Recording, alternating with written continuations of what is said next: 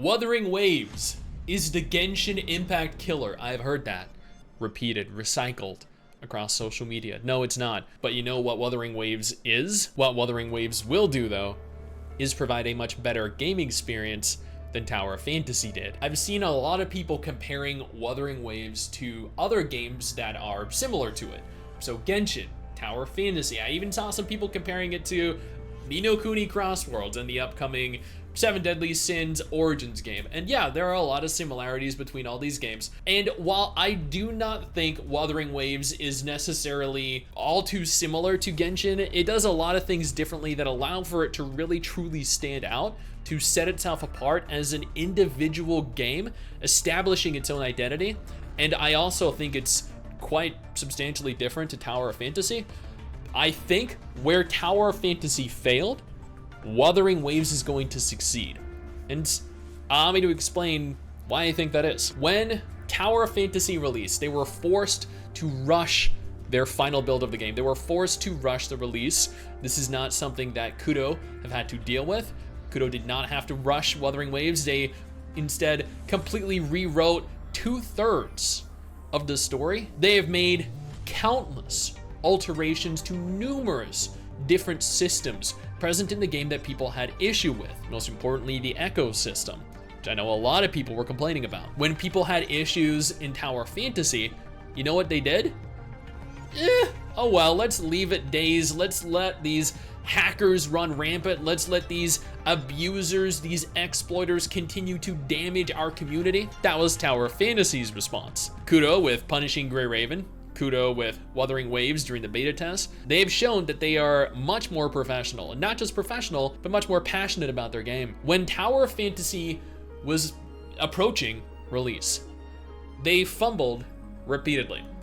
There were instances of plagiarism where they stole artists' work, videos where they plagiarized that sword from Honkai Impact 3rd, when they plagiarized Fate Grand Order with their premium currency icon. Wuthering Waves has never plagiarized anyone. Kudo don't plagiarize. They don't need to plagiarize. They actually have their ideas all on their own. The studio behind Tower of Fantasy had no real history or experience within the genre. The team behind Wuthering Waves does.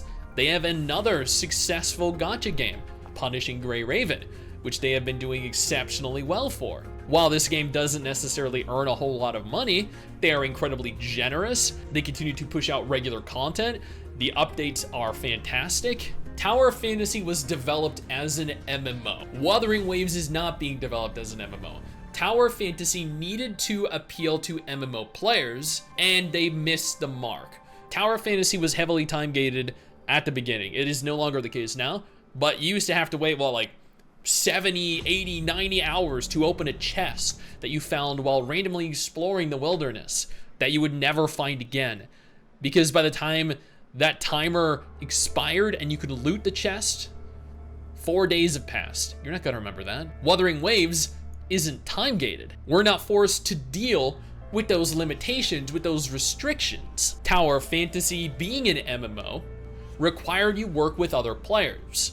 Something Genshin Impact did well was the focus on single player first, and then the expansion of multiplayer content as an afterthought, where you could do certain activities with other players, but you were not required to. You could do the entire game by yourself. And a lot of us as gacha gamers are fairly introverted. We don't necessarily want to play with other people. We don't want to be forced to play with other people. In Tower of Fantasy, for a number of different types of content, game modes, you were. In Wuthering Waves, you're not going to be, which means you can play whenever you want, however you want, with whichever team composition you want, because you're not forced to go for a meta team. That way you're not being left behind, you're not being out damaged, or you're essentially not useless in your team when you're pushing whatever multiplayer content you're doing. When Tower of Fantasy released, just literally like what, 2 years ago? Not even 2 years ago, their characters looked, okay, their characters now actually do look pretty good, but their characters from 1.0 looked garbage. They really did. They looked absolutely terrible. Compare 1.0 of Tower of Fantasy to 1.0 of Wuthering Waves. Wuthering Waves makes Tower Fantasy look like an old PS2 game. I mean, heck, compare Genshin Impact 1.0 characters to Wuthering Waves 1.0 characters, or Honkai Star Rail 1.0 characters. Honkai Star Rail and Wuthering Waves both look incredible. They have some of the best looking character models in gacha games. Tower Fantasy's original characters looked fucking crap. They really did. They looked absolutely horrible. Wuthering Waves not gonna have that issue. The world in 1.0 of Tower Fantasy looked, honestly, kind of bad. It looked like a cheap, we have Genshin at home.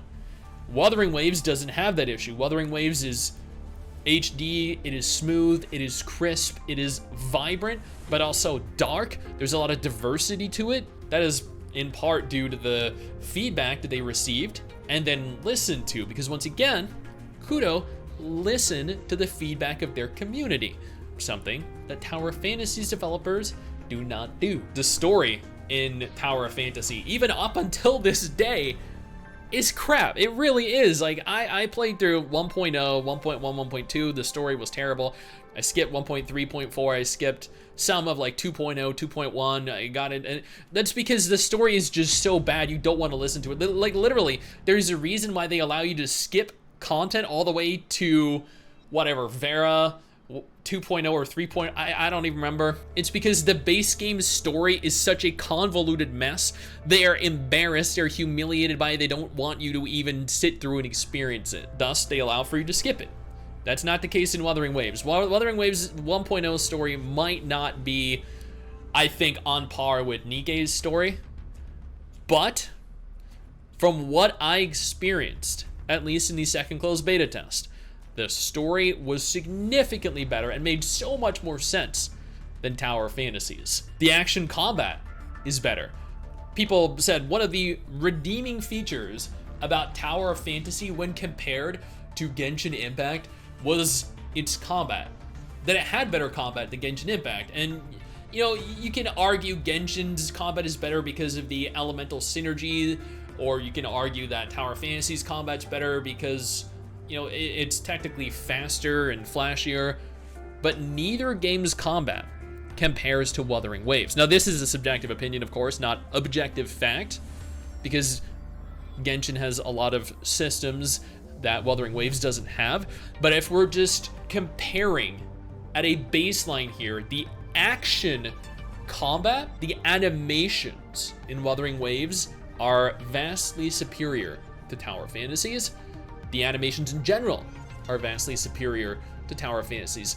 Hell, you can't even climb a wall in Tower Fantasy without dangling 3 feet from it, because they haven't fixed the goddamn climbing animation yet. It's been years. The abilities look better. The bosses are more difficult. They have more mechanics. The game overall is significantly more difficult. This is going to cater to a demographic of players that neither Genshin nor Tower Fantasy cater to. There's also a lot of casual content, so it's going to cater to the casual demographic as well. The voice acting is so much better. Oh my god, like the voice acting, I feel like when I play Tower Fantasy and I had to sit through the story, even just running around the world listening to the characters, oh my god, they made your ears bleed. They were just so bad. 3.0 did remedy this a little bit. 3.0 did have better voice acting, a better story, a better looking world, better looking characters. Sure, 3.0 was overall better in every aspect. But unfortunately, the damage was already done. And even 3.0, everything about 3.0 is still inferior to 1.0 of Wuthering Waves. Wuthering Waves voice acting is so much better. There isn't a single thing I think that Tower Fantasy actually does better than Wuthering Waves. The reason Wuthering Waves is going to succeed where Tower Fantasy failed is because it does everything Tower Fantasy did wrong, right. Better combat, better graphics, better looking characters, a more responsive, more passionate, more professional team, a focus on single player first and then multiplayer after. Difficult content, a good story, good voice acting. They're very generous. I mean, this is evident if you've ever played Punishing Gray Raven. The amount of things we're getting, the amount of polls we're getting, over 100 polls before the game even launches, is mind-blowing. Yeah, Genshin could never. I'm not singling Tower Fantasy out here saying it is the only bad gacha game out there, or that it is the only gacha game that isn't as generous as Punishing Grey Raven or Wuthering Waves. No. Wuthering Waves, Punishing Grey Raven, Kudo are just that generous. Wuthering Waves is going to succeed where Tower Fantasy failed, because Tower Fantasy isn't a very good game, where Wuthering Waves is. That's it.